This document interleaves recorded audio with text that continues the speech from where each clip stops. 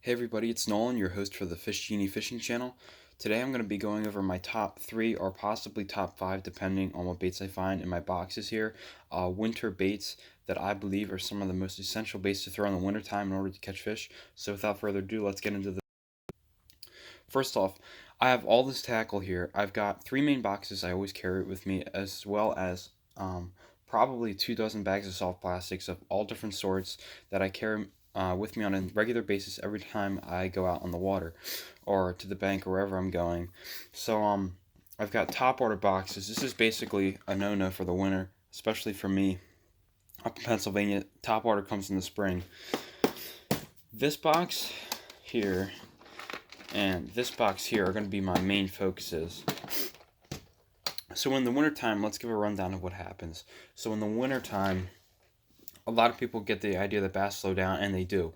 And mainly it's because not only is their metabolism down, the bait fishes, or the bait fish in the water, their metabolism is down as well, which means that they are not as active, not as fast, much slower. So the bass does not need to exert a lot of energy in order to catch a slow-moving bait fish that is easily a meal for them to eat. So what they do is they slow down and they wait for slow presentations. That doesn't mean you slow down completely and forget to throw anything moving in the winter. It just means that you have to match the hatch in a way, in a slower, more methodical way, rather than fast moving baits. So that's why you get rid of things like topwater, burning spinner baits, buzz baits. Um, there's a lot of other things you can catch fish on in the winter, but I'm going to jump into some of the ones that are most essential and probably have the highest probability of getting bit in any winter situation. So my first box here, I've got all these baits here, and if you know anything about winter fishing, you could probably already pick out a couple things in this box that would probably be pretty good to throw in the winter. So first off, over here, I'm going to have to go to this section first because I can't avoid it. This is my jerkbait section. If you know what jerkbaits are, they're basically dying baitfish imitations. So, here's a couple right here. I'll bring one more out. These are the ones I carry around with me. This one's brand new. If you didn't watch that video, I posted a video on a tackle warehouse unboxing, and this is a Boyd Duckett bait right here. Just got that. Anyway, this is my jerkbait selection that I have, and the reason jerkbaits work so well in the winter is because of the speed you can fish them. All of these are suspending, except for this X-Wrap here, which is a slow rising, but the rest of these, you can see the general shape and such, allows it to move in an erratic action. And what's cool about the jerkbait is not only does it suspend in a water column, you can let it sit there and it will sit in the same spot for as long as you want it to, which is great for winter fishing when bass really need time to keen in on bait. So when you're fishing suspending baits, for example, like this Rapala Shadow Wrap, slow sinking, and a slow rising. Some are slow risers, some are slow sinkers, and some are mid depths to stay around the same. But what this allows you to do is on ones like this, slow sinking or suspending, it'll sit right in that water column, right? And you'll pull it, and it can shoot off to the left, or it can shoot off to the right, and it'll sit there and it'll either sit still or just kind of float around in the water column, showing a severely injured baitfish that's easy for a bass to eat. And depending on how cold the water is, you might want to get a little bit more selective with your baits too. So instead of having one that slowly rises, you might want to have one that slowly sinks to get it down deep. Or another thing that you could possibly do, or another variable that might help you out, is if you let the bait sit there for longer. Sometimes it'll give more time for the fish to hone in on the bait. When you're fishing in water that's probably 40 to 50 degrees and you're fishing these, you may not have to have it sit as long in order to get fish to keen in on it. But when you're out in that really cold water, high 30s, like right at 40, you might want to let that thing sit for a while. All right, I'll put these back in the box. We'll go to the next bait. This one's like more of like a late fall, early winter bait. It's not necessarily a deep winter bait, but it really depends on where you are and what kind of conditions that you have. So I'll just leave that there for now. Next one, here we go. Lipless crankbaits. I fish these all the time. They have to be one of the staples in my arsenal, at least for almost all the time. And stuff like crankbaits and most of these baits, you can catch fish on them year round. Some are just better at certain times of the year than others. But I'll go through my I put my big bait section, my big lipless crankbait section over to the side. I picked out the main one I use most of the time, which is this one.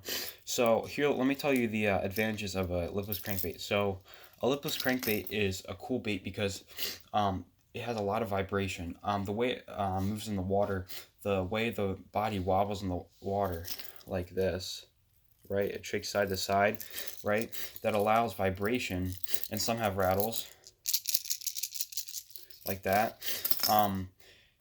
It's a nice approach when you're fishing cold water because you can allow this thing to sit deep.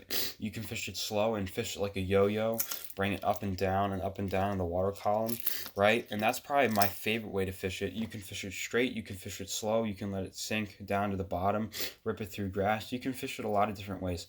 And the reason I like these in the wintertime, or not necessarily the winter, but the late fall, early winter transition, is because when those fish are on their last spree to feed up for the wintertime, they're looking for those last bait fish that are starting to they're finishing up dying off. They're still dying. They're looking for something that's really struggling and is trying to flee very quickly or possibly at a moderate pace. Pardon me. I stick with the lipless crankbait. I've always been able to catch fish on in the late fall, early winter. I've always had great luck with it, honestly, year round, but that's just one of the ones that I really keen in on at the late fall, early winter transition when some of those fish are really starting to hone in on some of the last dying off bait fish and pack up a little bit more weight for the winter. So there's lipless crankbaits. So that's two. I'll pull a couple more here. Everything else I got in here, I got deep divers, square bills, spinner baits, buzz baits, square bills, and stuff like that. I keep off towards the spring more when they start to move into their pre-spawn mode. But deep divers you could also throw in the winter. It really depends on where you're fishing. It's all about conditions too in bass fishing. Most people around the country have different conditions. Different ponds have different temperatures. Depends on the depth, where it's located, if it's got a lot of access to wind, and such like that. Anyways, next box we got here. I think this is going to be, what is this, number 3? Number 3, I'm going to have to go with a jig. That's a staple for winter. So as you can see here, I've got a couple jigs designs. There's swim jigs. You got swim jigs. You have your small skipping jigs. You have your punching jigs like this. You have just all-purpose jigs like this. And the ones I like to stick with in the wintertime are ones that I can fish pretty slow near the bottom, so like this. Let me get one with a full crawl in the back. This one right here, I've caught some nice fish on this in creeks and such, and in ponds in the winter. So with this, what I do is, you can see I got a crawl in the back, so that already tells you I'm probably fishing this on the bottom.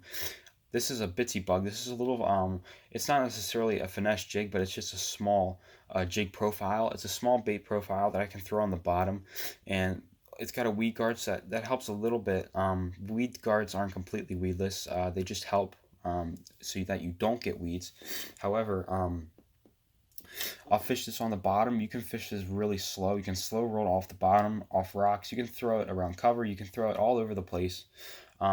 The great thing about jigs is that they're so versatile depending on the type of head. And even if you have a certain head type, like I said, there's differences. There's football heads, there's skipping heads, different variations within the top part, the head up there, that allow it to be fished in different manners. As you can see, I fish this one a lot. It's got a lot of paint chipped off the top, but I still catch fish on it all the time. And another one you'd fish would be a football head jig, which I do not have, but luckily, like I said in the last video, I have a Tackle Warehouse unboxing coming soon, in which I will be unboxing a couple football heads that I will be throwing.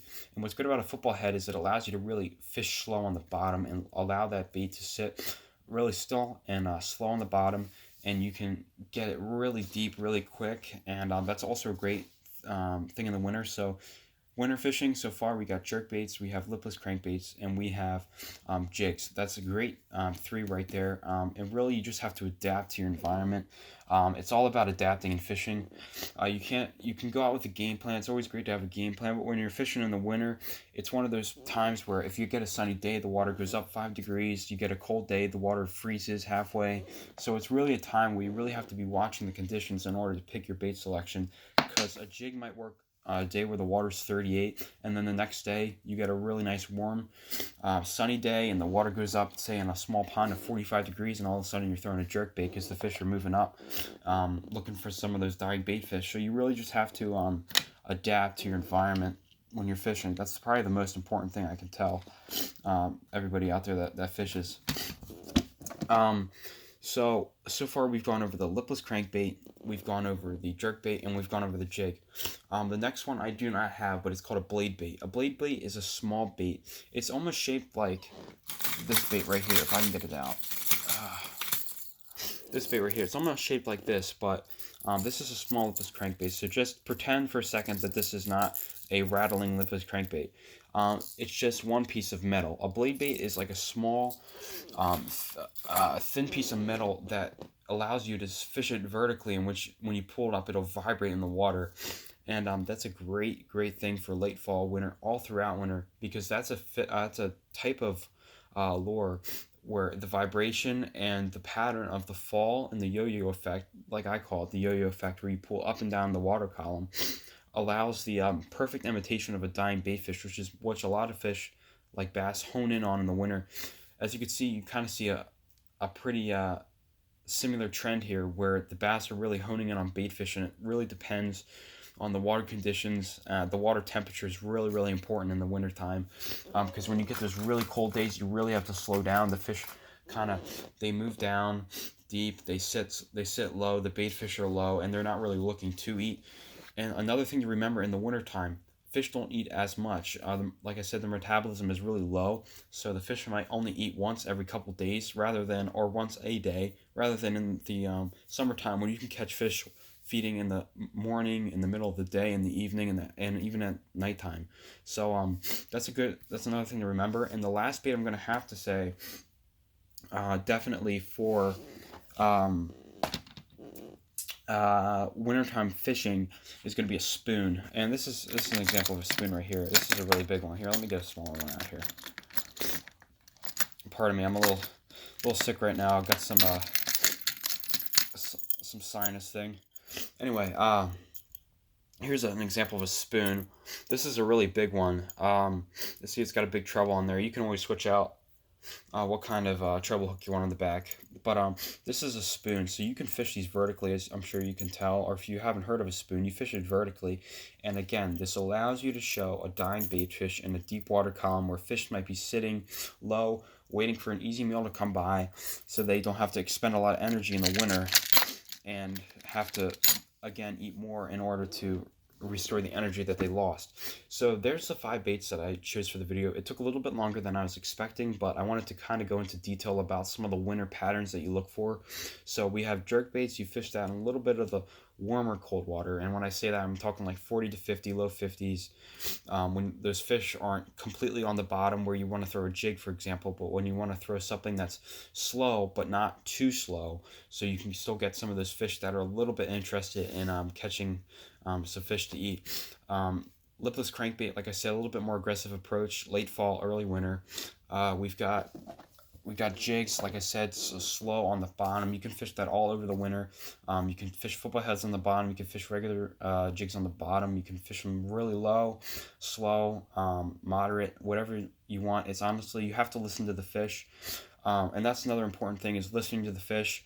You have to adapt. If you don't get bites on one thing, you got to switch around. It's all about being able to adapt and overcome things, especially in the wintertime when fishing is really tough. Next one I went over was a blade bait. Like I said, you fish that vertically in the water column, and that allows a dying baitfish imitation, like a dying shattered bluegill that's going to its death, and the bass are able to hone in on it and pick it up.